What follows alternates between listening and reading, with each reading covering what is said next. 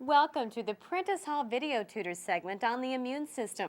Our world is filled with microorganisms that can harm us. Viruses, such as those that cause common colds, can be transmitted from person to person without physical contact between people. And while we live with different types of bacteria inside us all the time, some bacteria can cause serious illness. Have you ever wondered how our bodies fight off these disease-causing organisms or pathogens? And how our bodies remember that they have seen a microbe before and know how to fight it off? To begin to understand how the immune system keeps us safe from pathogens, we will discuss non-specific defense mechanisms. Then we will describe cell-mediated specific defense mechanisms. Next, we will look at antibody-mediated specific defense mechanisms. And finally, we will examine the activation of one nonspecific defense mechanism, complement. On the outside of your body, your skin is a tough physical barrier to microbes. In addition, its hairs can prevent insects and hazardous materials from contacting the skin's surface. Secretions from sweat and sebaceous glands also flush the surface of the skin with antibodies and bactericidal chemicals. Much like members of the paintball team are identified by their blue bandanas, our body's cells have identifying markers called MHC proteins. Just as members of the blue paintball team will attack players who do not wear a blue bandana, our immune systems attack and destroy cells that have the wrong NHC markers.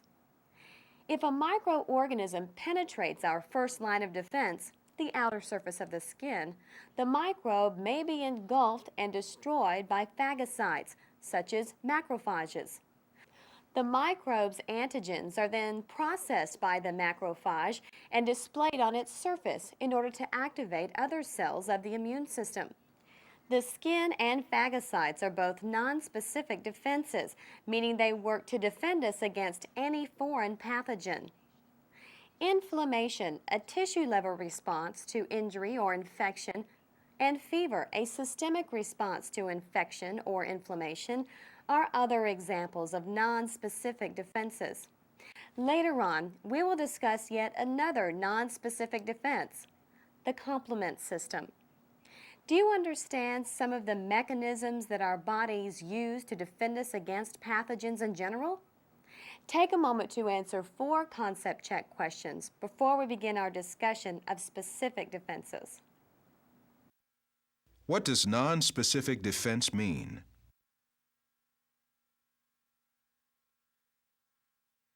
In what way is the skin a non-specific defense?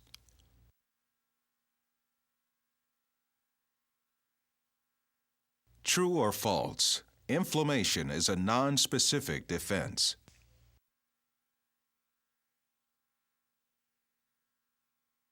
Name another non-specific defense.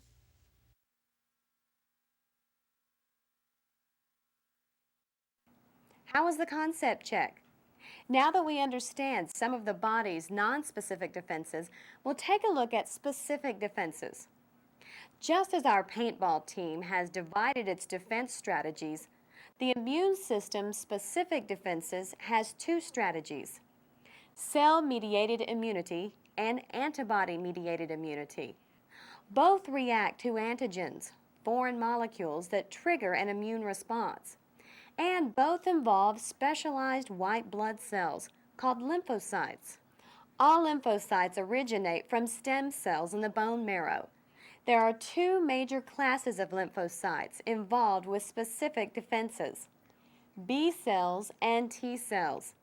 Immature T cells are produced in the bone marrow, but they subsequently migrate to the thymus, where they mature and develop the ability to recognize specific antigens. T cells are responsible for cell-mediated immunity. B cells, which mature in the bone marrow, are responsible for antibody-mediated immunity. The cell-mediated response begins when a pathogen is engulfed by antigen-presenting cells, in this case, a macrophage. After the microbe is broken down by lysosomal enzymes, Antigenic fragments are displayed with MHC molecules on the surface of the macrophage. T cells recognize the combination of the NHC molecule and an antigenic fragment and are activated to multiply rapidly into an army of specialized T cells. One member of this army is the cytotoxic T cell. Cytotoxic T cells recognize and destroy foreign cells and tissues or virus-infected cells. Another T cell is the memory cytotoxic T lymphocyte, which remains in reserve in the body. If sometime in the future these T cells re-encounter the specific antigen, they will rapidly differentiate into cytotoxic T cells, providing a speedy and effective defense. Contact with an activated APC also stimulates the production of regulatory T cells. Regulatory T cells are involved with the control and adjustment of the immune response. There are two major types of regulatory T cells: helper T cells and suppressor T cells. Helper T cells coordinate specific and nonspecific defenses, in large part by releasing chemicals that stimulate T cell and B cell growth and differentiation. Suppressor T cells inhibit the immune response so that it ends when the infection has been controlled, whereas the number of helper T cells increases almost at once. The number of suppressor T cells increases slowly, allowing time for an effective first response. How well do you understand cell-mediated immunity? Take a moment now to answer 4 concept check questions and assess your understanding of the topics we've covered. What are the two types of specific immune response?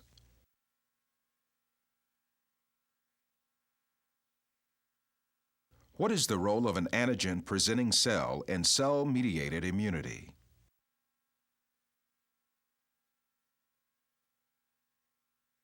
Name 3 types of T cells.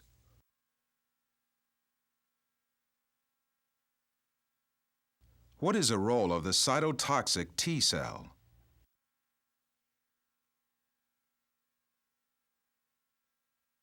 How was the concept check? We're now going to discuss another specific immune defense, antibody-mediated immunity. The antibodies for antibody-mediated immunity are produced by plasma cells, specialized cells produced by the differentiation of B cells. As you may recall, B cells originate and mature in the bone marrow. They become sensitized by exposure to a specific antigen, but in most cases they must be activated by helper T cells before they will differentiate into plasma cells. When exposed to the chemicals released by activated helper T cells, a sensitized B cell divides, producing daughter cells that differentiate into memory B cells and plasma cells. Plasma cells manufacture large quantities of antibody molecules. These antibodies are specific and will only recognize and attack the antigen that sensitized the original B cell. Antibodies bind to their antigenic targets and form antigen-antibody complexes. This binding can inactivate or destroy the antigen through a variety of different mechanisms. For example, antibodies against toxins may form immune complexes, clumps of antibody and toxin that precipitate out of body fluids. Alternatively, they could agglutinate invading cells, forming clusters of cells that are relatively easy for phagocytes to find and engulf. Another potential effect of antibody binding is the activation of nonspecific defenses, such as the complement system or the inflammatory response. Memory B cells produced by the division of activated B cells can patrol the body for years. Like other memory cells, memory B cells defend the body against future infections by the same pathogen. If memory B cells encounter that antigen at a later date, they will rapidly differentiate into plasma cells and begin manufacturing antibodies in large numbers. How well do you understand B lymphocytes and antibody-mediated immunity?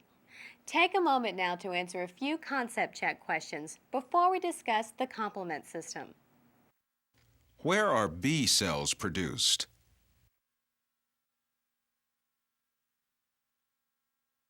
What are plasma cells?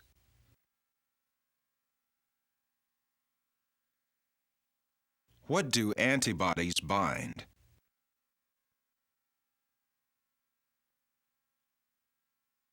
What can antibodies do to protect the body?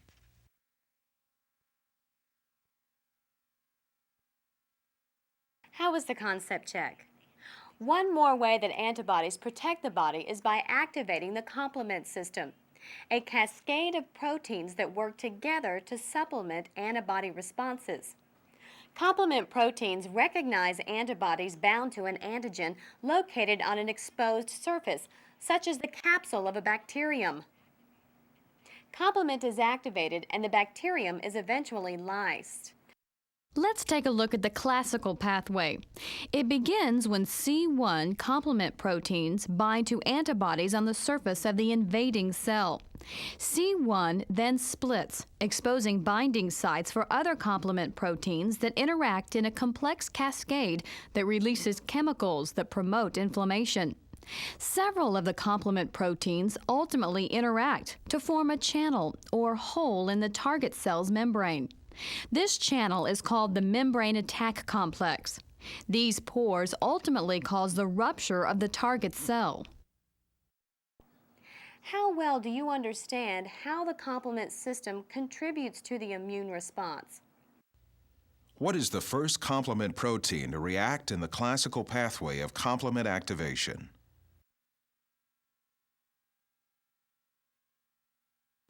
What does the first complement protein recognize on the surface of a bacterium to be attacked?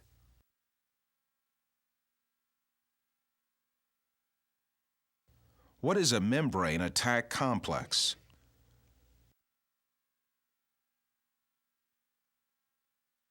The next time you feel under the weather, think of all of the work your immune system is doing to prevent your body from being overwhelmed by the microbe causing the trouble.